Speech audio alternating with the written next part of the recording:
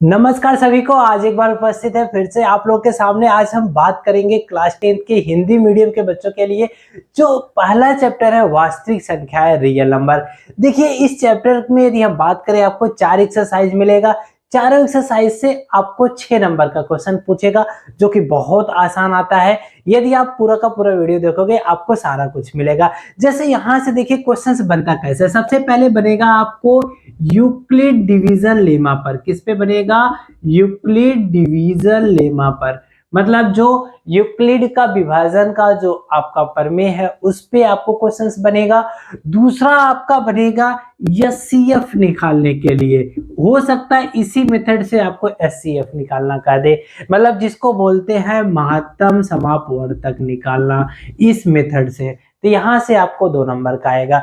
उसके बाद जो आपको क्वेश्चन बनेगा आएगा आपको सिद्ध करना कौन सा प्रमेय संख्या है और कौन सा संख्या अपरिमेय है। मतलब आपको पूछेगा अपरिमेय संख्या बताइए। जैसे मान लीजिए आपको हो सकता है √2 दे दे कहे अपरिमेय है, या आप सो ऐसे कह दे 7 + √3 यह अपरिमेय संख्या है। इसको आप प्रूव करिए, ऐसे भी आपसे पूछ सकता है।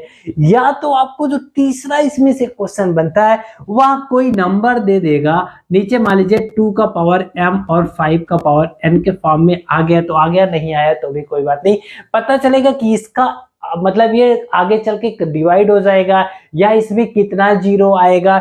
ऐसे क्वेश्चंस आपसे पूछ सकता है। यही आपका जो चैप्टर से बनता है, जिसमें से सबसे ज्यादा इंपॉर्टेंट है जो आपको एक क्वेश्चन पूछेगा लॉन्ग में, यहां से एक क्वेश्चन पूछेगा आपको साइड में 2 नंबर में। या आपको एक क्वेश्चन ऐसे पूछ सकता है कि कोई भी संख्या है यदि इसका क्यूब हो तो इसको किस फॉर्म में रिप्रेजेंट किया जा सकता है, या स्क्वायर है तो किस फॉर्म में रिप्रेजेंट किया जा सकता है, प्रूव करिए। वहां से एक क्वेश्चन बनता है।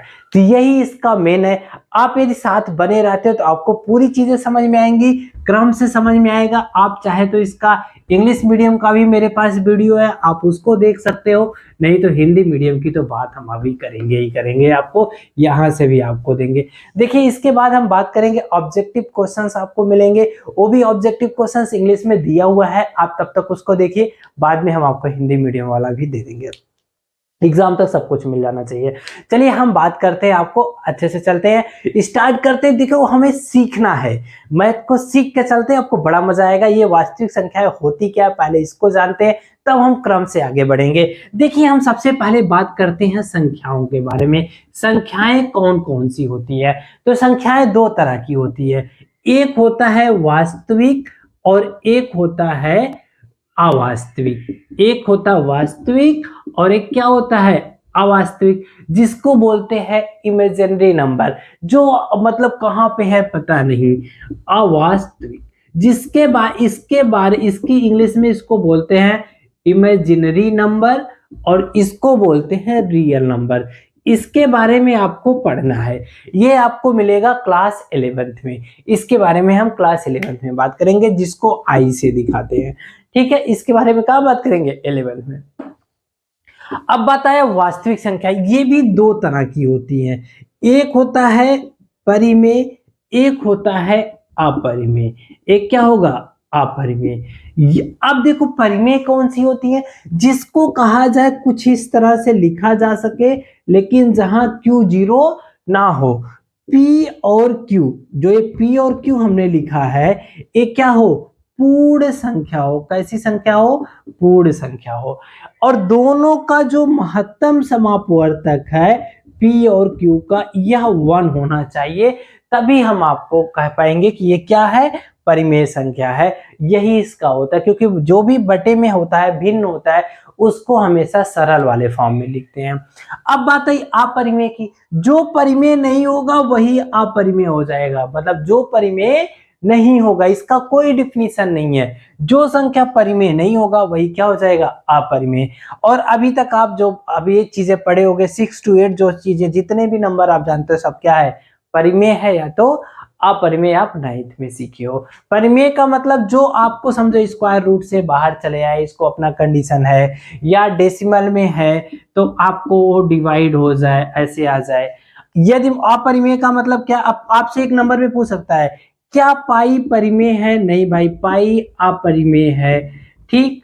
अब जैसे कोई नंबर 1.3333 ये रिपीट कर रहा है तो परिमेय हो जाएगा, लेकिन यदि यही ऐसे रिपीट कर रहा है 303 003, मतलब जो कटे भी ना और एक जैसा रिपीट ना करे, तो मतलब बार बार संख्या वही ना आए, तो वह अपरिमेय होगा। जैसे मान लो कहीं ऐसे दे दिया 010001, फिर 00001, ऐसे बढ़ता जाए, मतलब कटे भी ना और रिपीट भी ना करे, नंबर बार बार ना आए, तो वह संख्या क्या होगी? अपरिमेय होगी। परिमेय में मान लो जैसे संख्या बार बार आ 3 3 3, ये क्या है? परिमेय हो जाएगा। यदि यही संख्या स्क्वायर रूट 4 है तो 2 बाहर आ गया, आप परिमेय हो जाएगा। लेकिन यहाँ पे क्या होगा, यहाँ पे मान लो यदि ऐसे दिया स्क्वायर रूट 3 दे दिया, स्क्वायर रूट 7 दे दिया, जो स्क्वायर रूट से बाहर नहीं आ सकता वो सब क्या होंगे? अपरिमेय होंगे। इसके बारे में हम बात करेंगे। अब आपको लेके चलते आपके यूक्लिड डिवीजन लेमा की तरफ। ये होता क्या है, पहले तो हम बात करेंगे यूक्लिड डिवीजन लेमा। यदि आप इसके बारे में जान गए तो आप बहुत आसानी से अपने काम को आगे बढ़ा जाओगे। देखिए हम एक एक करके चलेंगे और फिर थ्योरम को भी सीखेंगे, क्वेश्चंस को भी सीखेंगे, बहुत मजा आएगा। चीजों को जानना है, पहचानना है, फिर आगे बढ़ना है। अब जैसे कहा जाए, हम बात कर रहे हैं यूक्लिड डिवीजन का जो थ्योरम है क्या है, उससे हम एचसीएफ को या उससे हम महत्तम समापवर्तक को कैसे निकालते हैं, इसके बारे में सीखेंगे। किसके थ्रू? यूक्लिड डिवीजन लेमा के थ्रू। यह यही मेन है। क्या है? ये कहता है कोई नंबर है, समझो बात को, कोई नंबर है तो इसको 3 अदर नंबर के फॉर्म में लिखा जा सकता है, मतलब 3 अदर नंबर्स के गुणे भाग। जैसे मान लो b से भाग दिया जाए a को, q आएगा, मान लो भाग दिया तो कुछ क्या आ जाएगा? शेषफल भी आ जाएगा। तो आप जानते हो a बराबर क्या होता है, यहाँ ये तो हो गया, क्या होता है? भाज्य हो गया। ये है भाजक, ये है भागफल, और ये क्या है? शेष है। ये है आपका भाजक, ये क्या है? भाज्य है। ये क्या है? भागफल है। और ये क्या है? शेष है। तो अब आप जानते हो क्या होता है? भाज्य बराबर भाजक गुणे भागफल, ये जानते हो आप, और धन शेष के बराबर होता है। तो उन्होंने भी कुछ नहीं कहा था नया, उन्होंने भी यही कहा था कि कोई नंबर हो उसको 3 नंबर्स के जोड़ गुणे घटाने जो भी समझो उसमें लिखा जा सकता है, मतलब एक नंबर को हम 3 अदर नंबर में लिख सकते हैं। यही था यूक्लिड डिवीजन लेमा। अब यहां देखो आर क्या होगा, शेष जो होता है। जैसे मान लो आपको कहा जाए 5 को हमने 2 से भाग दिया तो 2 दूना 4, आप कहोगे सर 1 आ गया। तो अब ये क्या करोगे, यहां वाला और यहां वाले का गुणा और 1 को जोड़ोगे, देखो 5 आ गया। वही हमने लिखा है, कुछ नया नहीं लिखा है। अब लेकिन ये जो शेषफल है यह हमेशा देखो यहाँ वाले से कम आता है, क्योंकि जैसे ही उतना आएगा या उससे ज्यादा आएगा तो भाग चला जाएगा। तो यह जो आर होगा, जो शेषफल है, आर मतलब रिमाइंडर का आर लिया गया, तो वह हमेशा जिससे भाग दिया जाता उससे छोटा होता है। 0 से बड़ा होगा या तो 0 होगा या तो 0 से बड़ा होगा, लेकिन जो इससे भाग दिया जाता है उससे हमेशा क्या होगा? छोटा होगा। यही यह थ्योरम कहता है। इस थ्योरम पे अब हम आपको क्वेश्चंस कराते हैं, बहुत आसान लगेगा। जैसे आप एक्सरसाइज 1.1 का फर्स्ट क्वेश्चन देखिए। फर्स्ट क्वेश्चन से ही अभी आपको समझ में आ जाएगा कि हम कहना क्या चाह रहा है, कैसे क्वेश्चन करेंगे, वहीं से सीखते हैं। जैसे पहला क्वेश्चन कह रहा है कि निम्नलिखित संख्याओं का एचसीएफ ज्ञात करिए यूक्लिड विभाजन एल्गोरिथम का प्रयोग करके। पहला क्वेश्चन आपका दे दिया है 135 और 225, इसी को कह रहा है किससे? यूक्लिड डिवीजन लेमा से, मतलब यूक्लिड विभाजन प्रमेय से या यूक्लिड विभाजन एल्गोरिथम से आप बताइए। चलिए अब आइए बात करते हैं। आप जो महत्तम समापवर्तक छोटे क्लासों में निकालते थे 1 2 3 4 5, उसमें क्या करते थे? इसको आप भाग देते थे किससे? 135 से, छोटे क्लासों के अकॉर्डिंग यही ना करते थे। एक बार ले जाइए, एक बार लेके चला गया, क्या आ गया? 135, घटा दीजिए, कितना आएगा? 0। यहां घटाइए 12, 12 में से 3 गए 9, यहां तक आ गया। ठीक है, अब यही लिखिए, क्या लिखोगे? 225 बड़ी वाली संख्या पहले, फिर लिखा हमने क्या? 135 जिससे भाग दिया, गुणे क्या? जितना बार गया, और प्लस शेष, यही ना लिखेंगे। देखो हमने वहां लिखा था जो a बराबर क्या लिखा था, b से भाग दिया, q गया, r गया, यही ना। तो यूक्लिड डिवीजन लेमा क्या था, अब यहां चाहो तो आप एक लाइन ऊपर लिख सकते हो, अकॉर्डिंग टू, मतलब यूक्लिड डिवीजन लेमा के अनुसार, यूक्लिड डिवीजन लेमा के अनुसार लिख सकते हो यहाँ पे a बराबर बी क्यू प्लस आर, और जहां पे r क्या है 0 से b, चाहो तो इतना लिख लो तब आगे बढ़ो। अब यहां तक आ गया, देखो वही लिखा गया है a वाला b q और धन r, वही हमने लिख दिया। अब क्या करते थे छोटे क्लासों में, 90 से भाग देते थे किसको, 135 को, एक बार ले गए, कितना आया 90 आ गया, कितना बच गया यहाँ 45। फिर वही काम देखिए, जो शेष था उसको लिखा एक तरह से, इसको बदलिए क्या है 135, किससे भाग दिया 90 से, 90 से भाग दिया, कितना गया एक बार गया, कितना आ गया शेष 45। चीजें समझ में आ रहा है, यही काम हम वही काम कर रहे हैं, ये चाहो तो आप कोई बगल में रफ में कर सकते हो और उसी को खाली लिखते जाओ। अब फिर 45 से किसको भाग देंगे 90 से, तब तक देते हैं ना जब तक कटे ना, तो 45 से भाग दीजिए, 45 दूना 90, खत्म हो गया। तो अब देखिए तब तक भाग देना जब तक कट ना जाए, तो अब 90 को आप क्या लिखोगे, 90 बराबर 45 गुणे 2 धन 0, शेष पर 0 आ गया। अब यही जो 45 है यही हमारा क्या होता है एचसीएफ होता है, और वही यहां भी होगा, बदलेगा तो नहीं, मैथ कैसे भी करो बदलता नहीं है, तो यही नंबर आपका क्या हो जाएगा एचसीएफ हो जाएगा। ठीक 45, देखिए कितना आसान है। तो एक तरह से हमने देखा कि यूक्लिड डिवीजन लेमा से भी हम एचसीएफ निकाल सकते हैं, ये कोई नया नहीं है, हमें 1 2 5 6 में सिखाया गया होगा, जब आप 4 5 में पढ़ रहे होगे तो आपको भाग बीज से एचसीएफ निकालना सिखाया गया होगा, वही चीजें हैं, बस उसको हमने खाली अलग तरीके से लिख दिया और कुछ नहीं है। ठीक है, दूसरा क्वेश्चन देखिए, दूसरा भी और आसान है। दूसरा क्या कर रहा है, दर्शाइए कोई भी धनात्मक पूर्णांक, कोई भी धनात्मक विषम पूर्णांक, पूर्णांक हमारा कैसा है विषम है, जो विषम धनात्मक पूर्णांक है उसको हम 6q plus 1 6q plus 3 6q plus 5 के फॉर्म में लिख सकते हैं। आपसे क्वेश्चन क्या कह रहा है, दर्शाइए, मान लीजिए ये कोई नंबर है, ये हमारा कोई नंबर है, कह रहा है ये धनात्मक विषम संख्या है, कैसा संख्या है विषम संख्या है, तो यही जो ए है यह लिखा जाएगा 6q प्लस 1 6q प्लस 3 या 6q प्लस 5, इस तरह से लिखा जा सकता है, यही आपका क्वेश्चन है। देखिए ये क्वेश्चन नंबर 2 है। अब प्रूफ कैसे करोगे, देखो यहां पे यदि हम आपको चले प्रूफ में लिख सकते हो, या लिखोगे वहां पे इंग्लिश में लिखो चाहे हिंदी में लिखो, कुछ भी लिख सकते हो, कैसे करोगे ये देखो। आप जानते हो क्या कहता है यूक्लिड डिवीजन एल्गोरिथम क्या कहता है, या लेमा क्या कहता है आपका, कोई भी नंबर हो उसको किस फॉर्म में लिख सकते हैं बी क्यू प्लस आर, जहां पे आर हमारा क्या है बी से छोटा है या तो बी के बराबर है, 0 से बड़ा या तो बी से छोटा, यहां तक तो है।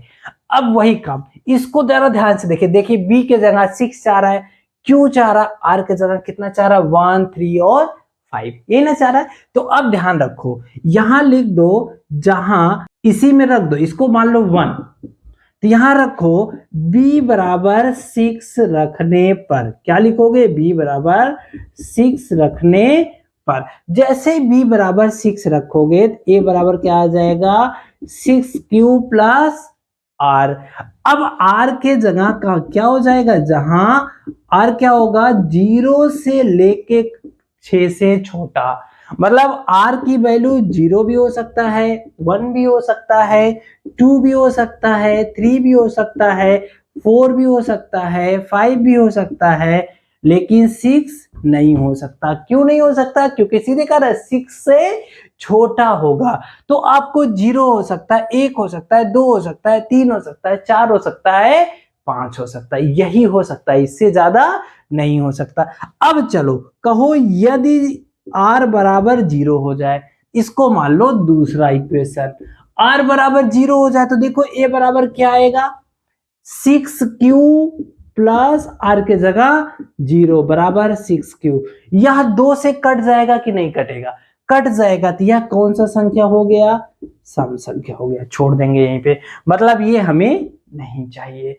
अब क्या करो, यदि r बराबर 1 रख दो, 1 रखोगे तो a बराबर क्या आ जाएगा? 6q plus 1। क्या ये कटेगा 2 से? नहीं कटेगा। नहीं कटेगा तो कौन सी संख्या आ गई? विषम संख्या। जैसे विषम संख्या है आपको चाहिए। फिर ऐसे यदि r बराबर 2, r बराबर क्या रख दो? 2 रखो, तो a बराबर क्या आ जाएगा? 6q धन 2। अब देखो फिर 2 कॉमन हो जाएगा तो क्या आ जाएगा? 6q को 2 कॉमन लोगे तो कितना आएगा? 3q। यहां से 2 में से कॉमन लोगे तो 1 हो जाएगा। देखो 2 से कट गया, 2 से कट गया, फिर एक कौन सी संख्या आ गया? सम संख्या। ए भी नहीं चाहिए। चीजें समझ रहे हो? यही चाहिए। फिर आप r बराबर 3 रखो, r बराबर कितना रखो? 3। तो a बराबर क्या मिल जाएगा? 6q धन 3। ये भी क्या हो जाएगा? विषम हो जाएगा, क्योंकि ये भी 2 से नहीं कटेगा। अब r बराबर 4 रखो। जैसे ही r बराबर 4 रखोगे तो क्या हो जाएगा? 6q plus 4। देखो मैं यहां कर दे रहा हूं, r बराबर कितना रखो? 4। तो क्या मिलेगा? 6q plus 4। तो देखो ये भी क्या हो जाएगा? सम हो जाएगा। सम हो जाएगा तो हमें नहीं चाहिए। अब क्या करोगे? r बराबर 5 रखो। जैसे ही 5 रखोगे तो a बराबर क्या मिल जाएगा? 6q plus 5। ए भी क्या हो जाएगा? विषम संख्या हो जाएगा। तो देखो जो जो विषम था कौन है? 6q प्लस 1 विषम है, 6q प्लस 3 विषम है, और कौन विषम है? 6q plus 5। देखो यही चीज है आपको प्रूव करना था। प्रूविंग बहुत आसान है, बस आपको समझना है। पहले लिखोगे यूक्लिड डिवीजन लेमा, थ्योरम लिख दिया। फिर क्या किया? बी के जगह पे देखा कितना चाह रहा था आंसर में? 6 चाह रहा था, 6 रख के हमने काम आगे बढ़ा दिया। अब चलो और आगे बढ़ते हैं। जब थोड़ा सा और आगे बढ़ेंगे, अभी देखोगे क्वेश्चंस और बदलेगा। जैसे जैसे अब आगे बढ़ेंगे क्वेश्चंस थोड़े बदलेंगे, तो हमें उन्हीं क्वेश्चंस को पकड़ना है, और क्वेश्चन जो कहे वही काम करोगे, तभी आप सक्सेस हो, नहीं तो आप सक्सेस नहीं हो। देखो क्वेश्चंस के अकॉर्डिंग ही हमें काम करना है। हमारा मेन मोटो क्वेश्चंस को कैसे करना है, कैसे वो कह रहा है, जैसे क्वेश्चंस कह रहा है आप वैसे ही करते जाइए। जैसे तीसरा क्वेश्चन कर रहा है, किसी परेड में कुल 616 सदस्य हैं। क्वेश्चन नंबर 3, कितने सदस्य हैं? 616 सदस्य हैं। कह रहा 616 सदस्य हैं। आर्मी की टुकड़ी 32 सदस्यों वाले आर्मी बैंड है। कितने सदस्य का आर्मी बैंड है? 32 सदस्य का बैंड वाले पार्टी में जो है 32 सदस्य है। ठीक, और इतने सदस्यों को परेड करना है। ठीक, दोनों समूहों को समान संख्या वाले स्तंभ में मार्च करने तथा उन स्तंभों की अधिकतम संख्या क्या होगी जो वे मार्च कर सकते हैं। तो क्या करोगे? दोनों का एचसीएफ निकाल लो। तो अब क्या करोगे? क्या निकालना है? दोनों का एचसीएफ निकालना है। किसका किसका एचसीएफ निकालना है? 616 और 32 का। तो अब क्या करोगे? 616 को भाग दे दो किससे? 32 से। 32 से करना 32, यहां कितना हो जाएगा? 9 आ गया। यहां बचा 5 में से 3 गए 2, कितना हो गया? 296। अब देखोगे 6 कितना जाएगा? 3 9 27, लगभग 7 बार जा सकता है। तो क्या हो जाएगा? 7 दूनी 14, 7 नहीं 9 बार जाएगा। 9 दूनी 18, 9 त्रिक 27, 27 एक 28, तो कितना हो जाएगा? 8 8 16, 8 बच जाएगा, यही ना। तो अब इसको लिखोगे कैसे? 616 बराबर 32 गुणे 19 धन 8। अब 8 से किसको भाग दोगे? 32 को। 32 को भाग दिया, 8 चौके 32, खत्म हो गया। तो अब लिखोगे क्या? 32 बराबर 8 गुणे 4 धन 0। तो यही 8 आपका क्या हो जाएगा? एचसीएफ हो जाएगा, और यही अधिकतम संख्या हो जाएगा। देखिए बहुत आसान है, बस हमें मैथ को समझना है। आप समझ गए कह क्या रहा है, कैसे काम करना है, आप आसानी से कर ले जाओगे। यही तो मैथ की खूबी है कि पहले हमें समझना है, समझ गए तो बहुत आसान है, बहुत आसानी से आप काम को कर सकते हो। चलिए आइए अगला क्वेश्चन देखते हैं। देखिए हमारा प्रयास है आपको अच्छे से सारी चीजों को बता देना। देखिए अगला क्वेश्चन कह रहा है यूक्लिड विभाजन प्रमेय का प्रयोग करते हुए दर्शाइए कि धनात्मक पूर्ण वर्ग किसी पूर्णांक यम के लिए कारा पूर्ण वर्ग हो, मतलब कारा वो ए है, इसका जो वर्ग है इसको हम 3m के फॉर्म में या तो 3m प्लस 1 के रूप में दिखा सकते हैं। किसके फॉर्म में दिखा सकते हैं? 3m या 3m प्लस 1 के रूप में दिखा सकते हैं। अब देखो फिर वही काम हम करेंगे, हम क्या कहेंगे? यूक्लिड डिवीजन या लेमा क्या था? a बराबर बी क्यू प्लस आर, जहां आर क्या था हमारा? 0 से लेके b तक था। हमें यहां चाह कितना रहा है? 3 चाह रहा है, 3 चाह रहा है तो b की जगह 3 रख दो। लिखो यदि b बराबर 3, b बराबर कितना? 3, तो a बराबर कितना हो जाएगा? 3q प्लस r, जहां r क्या होगा बताइए? r क्या हो जाएगा? r जहां पे 0 से लेके 3 तक, मतलब r 0 1 और 2, 3 क्यों नहीं हो सकता? क्योंकि 3 से छोटा होगा। 0 हो सकता है, 1 हो सकता है, 2 हो सकता है, लेकिन 3 नहीं हो सकता क्योंकि 3 से छोटा होगा। हमेशा जो रिमाइंडर होता है जिससे भाग देते हैं उससे भाजक से छोटा होता है, इसीलिए हम 2 तक चलेंगे। ठीक, अब क्या करोगे? फिर वही है जो हम लोग पहले करते थे, यदि r बराबर 0, तो अब बताइए a वाला इसी क्वेश्चन में आ जाइए, इसमें a 1 मान लीजिए, इसको 2 मान लीजिए। 2 में आइए, r बराबर 0 रखोगे तो a बराबर कितना आएगा? 3q।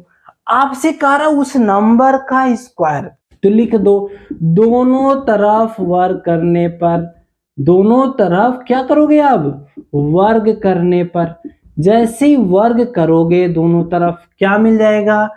a स्क्वायर, इधर क्या मिलेगा? 3q का whole square, means a square बराबर 9 इंटू क्यू स्क्वायर। अब देखो 9 इंटू क्यू को क्या लिख सकते हो? 3 इंटू 3q, देखो 9 हो गया ना। अब इसी को मान लो m, इसको क्या मान लो? m, तो 3m के फॉर्म में आ गया। यहां लिख दो, जहां m बराबर 3q स्क्वायर। देखिए 3m के फॉर्म में हो गया, मिल गया ना, यही कह रहा था 3m के फॉर्म में आएगा। अब एक बार 1 रखो, एक बार क्या रखो? यदि r बराबर 1 हो तो a बराबर क्या हो जाएगा? 3q plus 1। यहां देखो r के जगह 1 रख दिया तो क्या हो गया? 3q प्लस 1 हो गया। अब इसका भी दोनों तरफ स्क्वायर कर दो तो क्या हो जाएगा? a स्क्वायर बराबर 3q प्लस 1 का होल स्क्वायर। ठीक, अब स्क्वायर करो तो क्या आएगा? 3q का स्क्वायर मतलब 9q स्क्वायर, 1 का स्क्वायर 1 आया, 2ab, 2ab, क्योंकि होता क्या है? a प्लस बी का होल स्क्वायर बराबर a square plus B square plus 2ab, यही फॉर्मूला होता है। तो उसी फॉर्मूले पे हमने रख दिया। अब क्या करोगे? एक देखो, एक को पीछे कर दो, इन दोनों में 3 कॉमन है, 3 कॉमन ले लो, तो यहाँ 3 कॉमन लो, कितना आएगा? 3q स्क्वायर, इसमें से 3 बाहर कर लिया तो 2q। इस 1 को पीछे भेज दो, कहां भेज दो? पीछे। अब इसकी वैल्यू को आप m मान लो तो क्या हो जाएगा? 3m प्लस 1 कह दोगे, जहां m बराबर क्या हो जाएगा? 3q स्क्वायर प्लस 2q, क्योंकि ये कोई नंबर है। देखो q क्या है? मान लो 1 2 3 4 कोई नंबर होगा, मान लो 1 रखते हो तो 1 का स्क्वायर हो गया तो 3 हो गया, 3 2 5, एक नंबर आ गया, इसीलिए m से हम रिप्लेस कर सकते हैं क्योंकि m भी क्या है? एक नंबर है, तो हम एक नंबर से भगा सकते। ऐसे ही r बराबर 2 रख के यही काम आप करोगे, देखोगे वहां भी आएगा 1 आएगा, 3m प्लस 1 के फॉर्म में आएगा। तो एक आपके लिए छोड़ रहा हूं, ये चीजें आप आसानी से कर सकते हो। तीसरा जो है आपका वो कह रहा है क्यूब वाला, तो क्यूब वाला हम आपके जिम्मे होमवर्क दे रहे हैं। सेम काम करना जो हम स्क्वायर में कर रहे हैं वही काम आप किस में करोगे? क्यूब में करोगे, सेम मिलेगा। इसमें कोई दिक्कत नहीं है। इसके बाद हम थोड़ा और आगे बढ़े, एक्सरसाइज 2 की तरफ जैसे बढ़ोगे तो वहां बोल रहा है आपको दो चीजें जानना होगा। एक तो कंपोजिट नंबर क्या होता है, मतलब जिसको बोलते हैं हम भाज्य संख्या, एक अभाज्य संख्या क्या होता है, मतलब संख्याओं में भाज्य संख्या क्या होता है, अभाज्य संख्या क्या होता है, ये थोड़ा सा जानना जरूरी है, तब हम उसमें काम करेंगे, आप बहुत आसानी से समझ जाओगे। तो पहले हम जानते हैं भाज्य संख्या और अभाज्य संख्या। देखिए भाज्य संख्या वह होता है जिसके दो से ज्यादा गुणनखंड हो। कितने से गुणनखंड ज्यादा हो, दो से ज्यादा गुणनखंड हो, जो दो से ज्यादा गुणनखंड हो। और अभाज्य का क्या होता है, जिसके दो गुणनखंड हो। कितने गुणनखंड हो, जिसके दो गुणनखंड हो। दो गुणनखंड है तो अभाज्य, और ये दो से ज्यादा है तो अभाज्य। जैसे 4, देखो भाज्य में हम एग्जांपल ले रहे हैं 4, तो 4 देखो किससे किससे कट जाएगा, 1 से कटेगा, 2 से कटेगा, 4 से। 6 ले लो, 6 किससे कटेगा, 1 से कटेगा, 2 से कटेगा, 3 से कटेगा, 6 से। तो ये सब क्या है, भाज्य है। लेकिन अभाज्य के लिए यदि हम बात करें, 3 ले लो, तो 3 देखो या तो 1 से कटेगा या तो 3 से कटेगा। 5 ले लो, या तो 1 से कटेगा या तो 3 से कटेगा। 7 ले लो, या तो 1 से कटेगा या तो 5 से कटेगा, या तो 1 से कटेगा या तो 7 से कटेगा। 11 ले लो, या तो 1 से कटेगा या तो 11, दो दो गुणनखंड है इनके 2 से ज्यादा है। तो भाज्य संख्याएं वह होती है जिनके पास 2 से ज्यादा गुणनखंड है, अभाज्य वह होती है जिनके पास सिर्फ 2 गुणनखंड है। जब आप ऐसे काम करोगे तो बहुत आसानी से चीजें समझ में आएगी। पहले समझ लो कह क्या रहा है क्वेश्चन, फिर काम करो, थोड़ा सा उसके बारे में जानो भी, तो और आसानी से चीजें समझ में आ जाएगा। चलिए हम लोग थोड़ा और आगे बढ़ते हैं। देखिए मैंने आपसे कहा था हमारा प्रयास है आपको बहुत कम समय में बहुत ज्यादा आपको बता दे, क्योंकि ज्यादा से ज्यादा आप सीखोगे तभी आपको फायदा होगा। एक्सरसाइज आप जाओगे प्रश्नावली 1.2 में, पहला क्वेश्चन आपका दिया हुआ है, निम्नलिखित संख्याओं का अभाज्य गुणनखंड लिखिए। जैसे पहला दिया 140, दूसरा आपका दिया 156, तीसरा क्वेश्चन दिया यह दिया हुआ है, यही ना दिया। तो आप क्लास 6 वाला याद करिए, 140 का गुणनखंड, तो पहले 2 से काटिए, कितना आएगा 70, फिर 2 से भाग दीजिए, कितना आएगा 35, फिर दीजिए 5 से, कितना आएगा 7, फिर दीजिए 7 से, कितना आया 1। तो यही अभाज्य गुणनखंड है, मतलब 140 बराबर क्या आ जाएगा, 2 गुणे 2 गुणे 5 गुणे 7, ऐसे लिखने की बात कर रहा है। ऐसे दूसरा लिखिए 156 को कैसे लिखोगे, 2 से काटिए, 2 सत्ते 14, 1 बच गया, 2 अट्ठे 16, फिर 2 से भाग दीजिए, 2 तिहाई 6, 2 नौवा 18, ठीक। फिर आप कितने से भाग दीजिए, 3 से, 3 एक 3, 3 त्रिका 9, 13 से काट दीजिए। तो 156 का क्या लिख दोगे, 2 गुणे 2 गुणे 3 गुणे 13, ऐसे आगे वाला आप लिख लेना, आसानी से हो जाएगा। नहीं आएगा तो आप मुझसे पूछ लेना, आपको व्हाट्सएप नंबर दिया हुआ है ऊपर स्क्रीन पे, देखिए यहाँ पे व्हाट्सएप नंबर है आपका, उस पे आप मुझसे क्वेश्चंस पूछ सकते हो, जो भी आपको नहीं समझ में आ रहा है बेझिझक आप वहां पे हमसे क्वेश्चन पूछ लीजिए, आपको बताया जाएगा।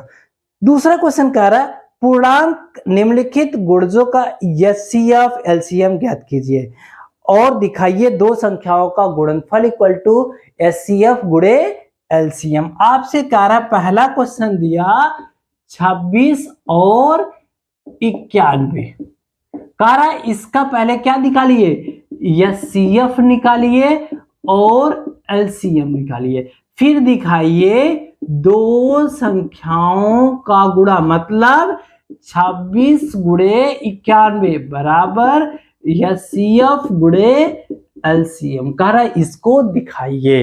तो पहले आप क्या करिए, इसका एचसीएफ निकालिए और एलसीएम निकालिए। कैसे, 26 का काटिए, देखिए 26 किससे कटेगा, 2 से कट जाएगा, 13 दूना 26, 2 गुणे 13 आ गया। फिर ऐसे 91 को काटिए, 91 का गुणनखंड करिए 91 का, तो 7 से काट दीजिए, 7 एक 7 त्रिक 21, 13 से काटिए, कितना आ जाएगा 1 आ जाएगा। तो 91 का हो गया 7 गुणे 13 हो गया। अब इसका HCF का मतलब दोनों में जो कॉमन हो, तो दोनों में देखिए कौन कॉमन है, 13, तो यही इसका क्या हो जाएगा, HCF हो जाएगा।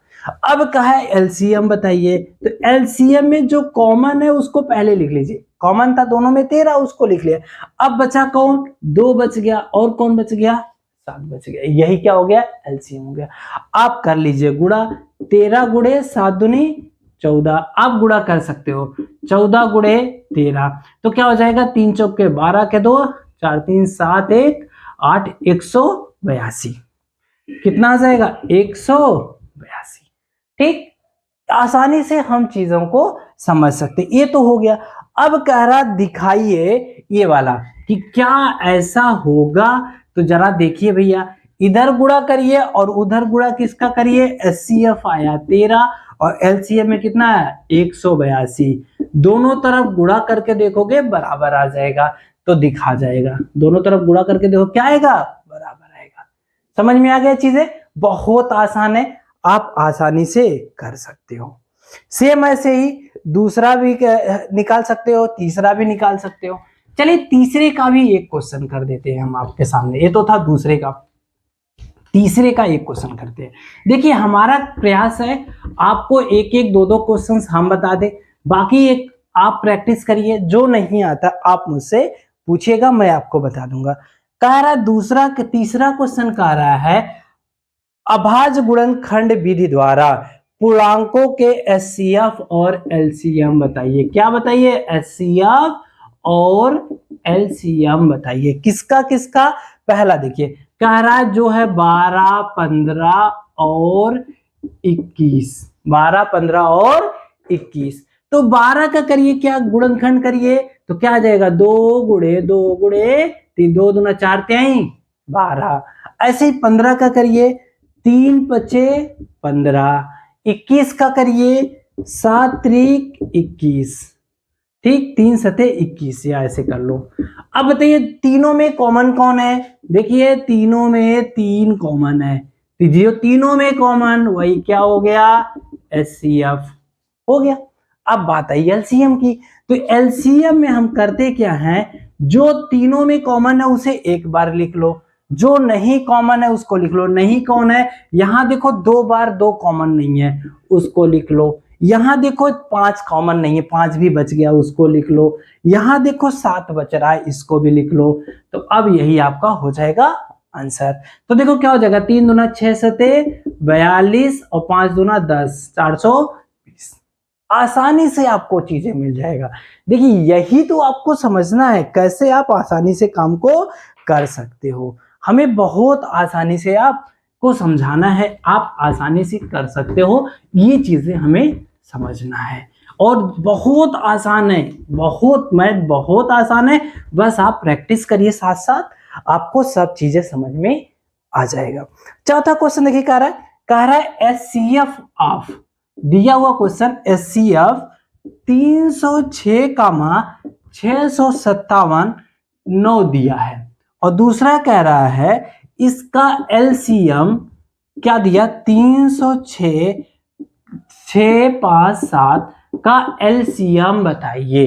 तो अभी आपने पढ़ा था HCF गुणे LCM बराबर दोनों संख्याओं का गुणनफल, तो दोनों संख्याएं कौन सा है, 306 गुणे 657।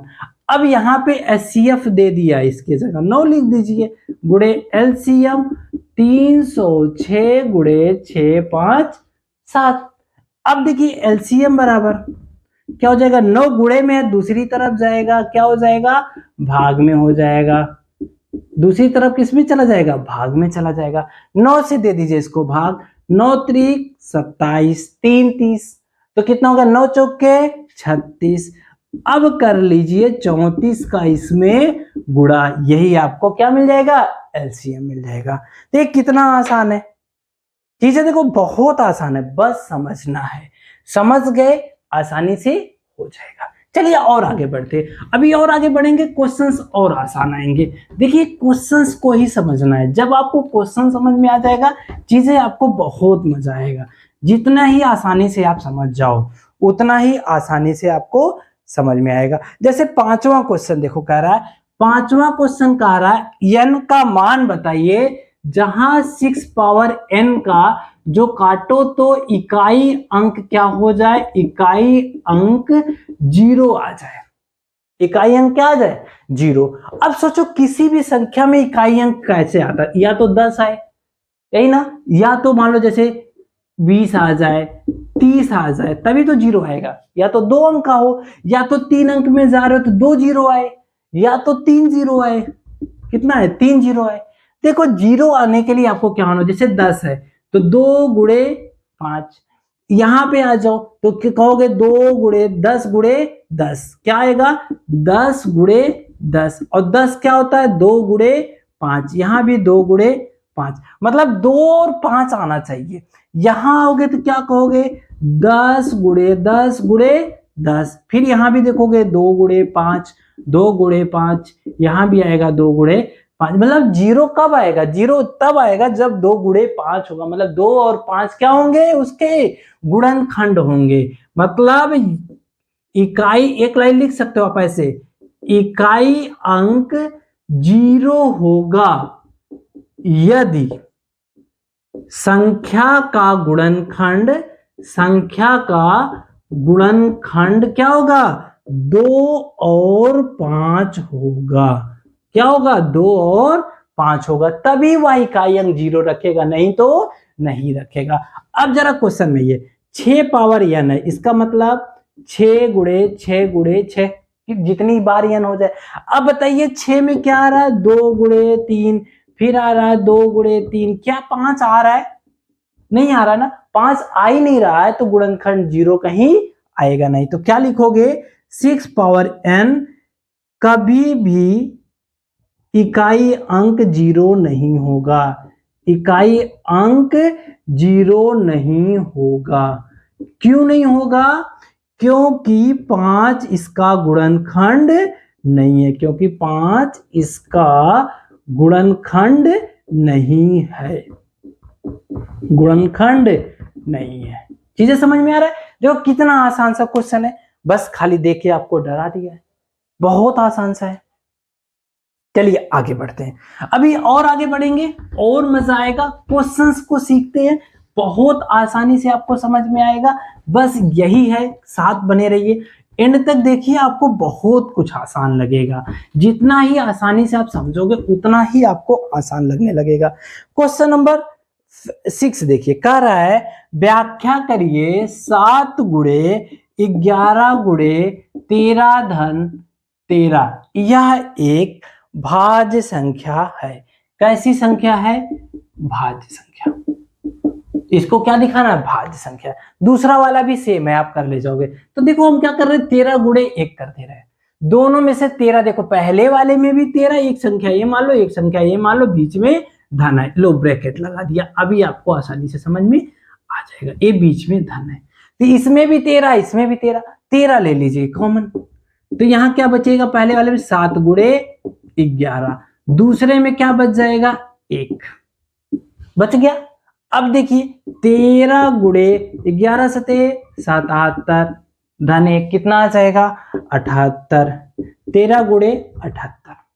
अब 78 का कर लीजिए गुणनखंड, 2 से काटिए, 2 तिहाई 6, 2 9 18, ठीक।